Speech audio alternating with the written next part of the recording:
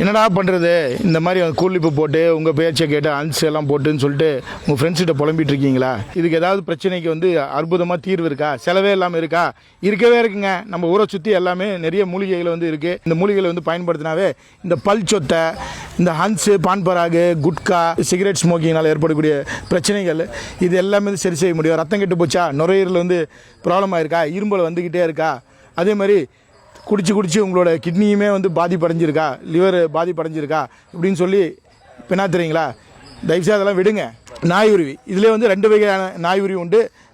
நார்மலாக இருக்கக்கூடிய நாய் உருவி இந்த காய்கள் பார்த்தீங்கன்னா பச்சை நிறமாக இருக்கும். செந்நாய் உருவின்னு சொல்லுவாங்க. அதுவும் பார்த்தீங்கன்னா இந்த காய்கள் பார்த்தீங்கன்னா இந்த முனையில் பார்த்தீங்கன்னா ஒரு மாதிரி பிங்கிஷ் ரெட் கலரில் இருக்கும். இந்த மாதிரி இருந்துச்சுன்னா செந்நாய் உருவின்னு சொல்லுவாங்க.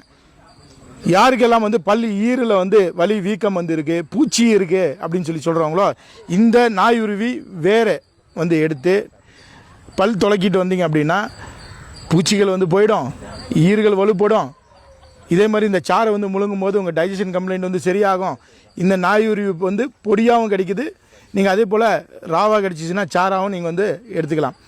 காலை மலை 2 வேளை 5 ml நீங்கள் தேனில் கலந்து எடுத்துக்கலாம். இல்லை பொடியாக எடுக்கும்போது தேனில் கலந்து நீங்கள் எடுத்துக்கும் போது ரத்தம் சுத்தமாகும், பூச்சிகள் போகும், பற்கள் வலுப்பெறும்.